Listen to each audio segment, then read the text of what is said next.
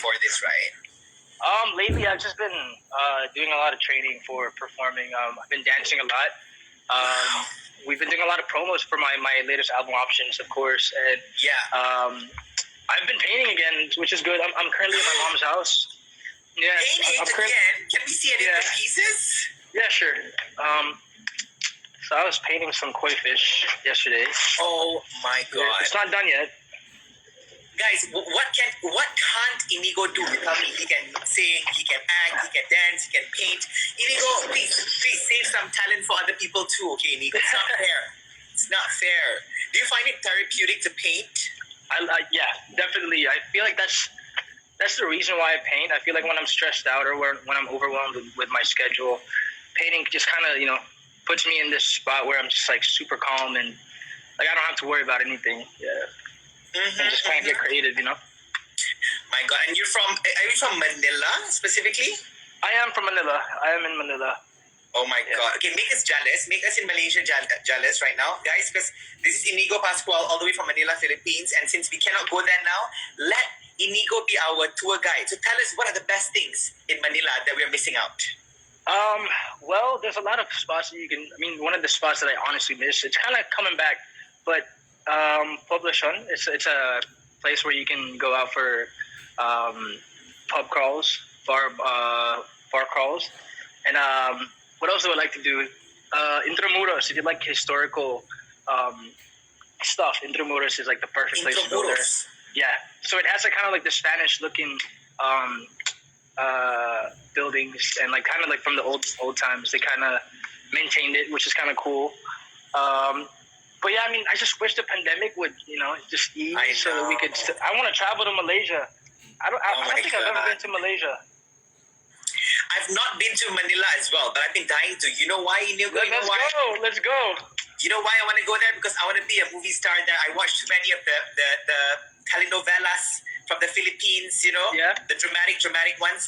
The Good Wife, Temptation of Wife, all these shows. Your stuff. Oh my God. Who's your favorite actors? Oh my God, my favorite actor, number one, is definitely Jericho Rosales. Oh yeah. He's very big in Malaysia, huh? He's huge in Malaysia. Yeah. He even starred in a Malay drama that one time. I think they even got him in for a drama. Yeah. So, Malaysian director... Su is Malaysian, right? Su is... How do you know Su? They had a project before. I was a fan of it as well. I think she's very beautiful. I think she's really, really pretty. They didn't invite me. They might come but they didn't invite me. Oh my God, I'm jealous now. I love Jericho. I love, oh my God, what's her name? I totally forgot. But she was in, do you know Temptation of Wife? Marian Rivera. Again? Marian Rivera. She's a goddess. She's beautiful. Brilliant. I'm so sorry, guys. We're just talking about Filipino dramas and all that because I'm obsessed, This is what happens when I get a Filipino on the show. What was the biggest project? Because you act as well, right? What's the biggest project in the Philippines that you've been part of? I guess being the third wheel, or not the third wheel, the other guy for Katniel. You know Katniel? Yes! That was like one of the highlights in my career. That was kind of cool being able to act alongside Danielle and Catherine Bernardo. I used to just watch them when I used to live in America as a kid. Well, not as a kid. Our ages aren't too far apart. But like, I'm a fan. I'm a fan of theirs, and just to be able to work with them and experience, how kind and how professional they are firsthand was kind of cool. Yeah. And okay, I don't know how it is in the Philippines, because in Malaysia, no matter how big you are as a celebrity, we don't really get paparazzis like outside restaurants. What about Inigo Pascual? Do you get mobbed by paparazzis all the time? Nah, it's not. I wouldn't say paparazzis. It's more like of your supporters that kind of just.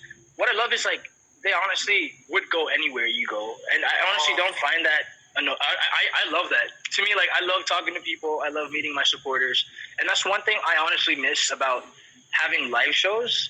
Because, since the pandemic started, we've not had any shows where we have audiences. So we've been performing just in front of the camera, in front of the production people. Yeah. And I miss that. I miss the whole, fan interaction that we used to be able to do. It's different. It's different when it's in person, for sure. We need the human connection, right? The physical touch and everything. Even the performances, like you get the energy from the audience. Like if they're hyped up, exactly. You know, you're even gonna want to give your all. When it comes to interviews, I prefer having like Inigo right beside me because you feed off each other's energy. But when it comes to like virtual, it's like this is all we have, but we're gonna make do what we have in the pandemic, right? Yeah. I see someone with the name of Florence Perrin. She said he's my wallpaper for 4 years now. Wow, I'm sure this is something normal for you. That's so sweet. Thank you so much for that. What are some of the sweetest things you normally see in your DMs from your fans? So sometimes I glance over my DMs or message requests, and there are some people that would message me daily, and I would see like day 1,100 plus. What? Like the dedication for someone to just like message you on a daily basis and kind of put you on their schedule. That's dedication. Like that to me is like, yo, that's love, and I'm grateful that they do that, and I wish I could talk to each and every one of them. If only I could message each person. I would if I had that all the time. But yeah, I do appreciate that. I mean, they even do the craziest things. Like sometimes they would send like food and like it's the sweetest thing. Like I want to be Inigo Pascual. I want to be Inigo Pascual. I would just wake up and be like, breakfast. Oh, there's breakfast already. Who sent? Oh, 5 breakfast meals are here. Perfect. Thank you so much. I'll tag you guys on Instagram. Thanks, guys. Oh, lunch is ready too. Perfect. That's life as Inigo Pascual.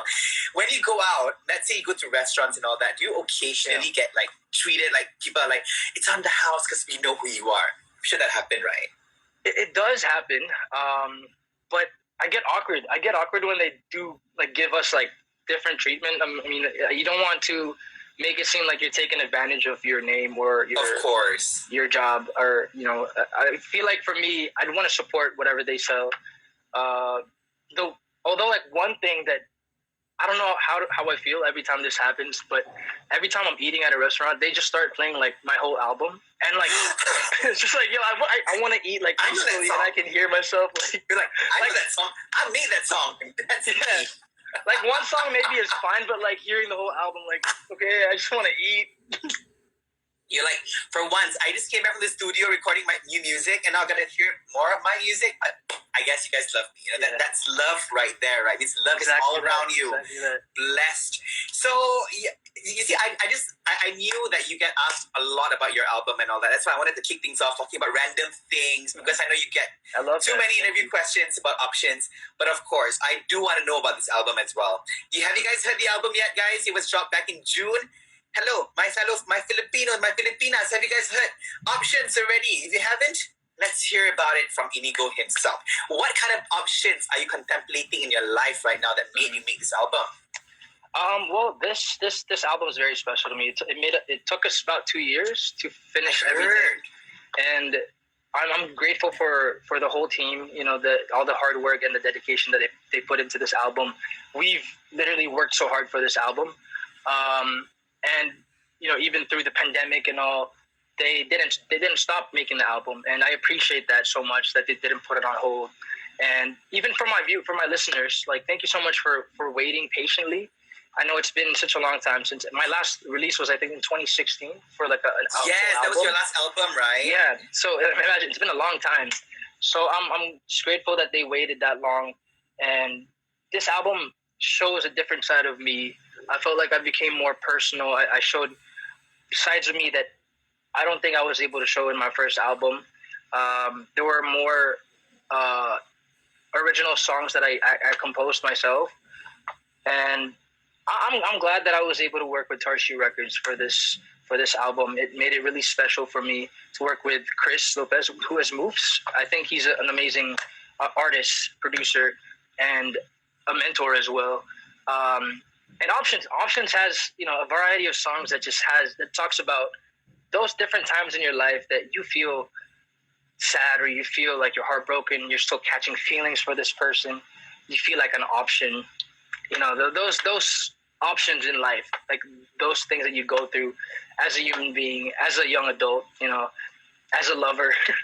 So I feel like this album just kind of puts all of that into one. And I feel like with this album, I want people to choose at least one song and make it, their anthem for a specific, time in their life. Like, oh, I remember this song because I was heartbroken when I used to listen to it, or I remember this because this is when I fell in love. Right. Yeah. Right. It's like the anthem of something that happened in your life, right? Exactly And that. if there's like a film, if it's a film synopsis, how would you put it for this album? Oh, honestly, like putting the songs in order was such a fun process because I felt like I had to not just do it in a way wherein it sounded right, but also I wanted to do it in a way that it's like you're experiencing each song as if you were living that moment. Right. Like for me, Catching Feelings is like, it sounds like a happy song. Even Love You Right sounds like a happy song. But if you do listen to the lyrics, Catching Feelings says, I just came from a heartbreak, but here I am, like I'm still chasing after you. I'm still catching feelings, but I'm gonna still do it over and over again because I'm gonna go after you. Like we're not recovered yet, but at the same time we're still chasing for something. Exactly. The emotional baggage is still there, but that's human nature, right? That's exactly the beauty of growing up. We learn about ourselves. Exactly that. I mean, Inigo and I, guys, we're both actually the same age. We're both 997 babies. Wow.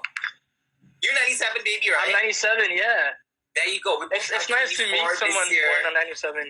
I barely get to meet anyone on 97 nowadays. That's true, and I feel like our generation, we tend to learn more about life faster. I don't know. I feel that way. I agree. Coming from you, who's my age, and you're writing a whole album about life, about feelings and all that. Please, once upon a time, I didn't imagine ourselves at this age thinking about these things. I thought we'd be like, all right, I just want to chase my dreams. I want my dream car. I want to be in love.